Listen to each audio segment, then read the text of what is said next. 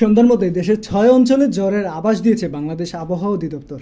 এসব অঞ্চলে সর্বোচ্চ ৬০ কিলোমিটার বেগে ঝড় হতে পারে বলে জানিয়েছে সংস্থাটি।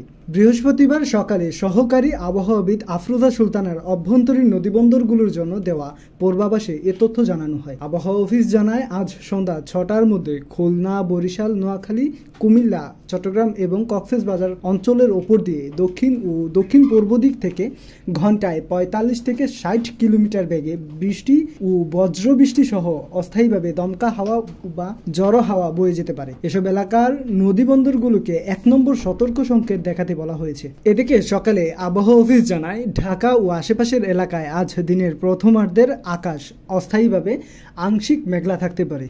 একই সঙ্গে হালকা থেকে মাঝারি ধরনের বৃষ্টি বা বজ্রবৃষ্টি হওয়ার সম্ভাবনা রয়েছে। এ সময় দক্ষিণ বা দক্ষিণ পূর্ব দিক থেকে ঘন্টায় ১০ থেকে ১৫ কিলোমিটার গতিবেগে বাতাস বয়ে যেতে পারে। এতে করে গরম কিছুটা প্রশমিত হতে পারে। আবহাওয়া অফিস আরও জানিয়েছে, আজ দিনের তাপমাত্রা সামান্য কমতে পারে।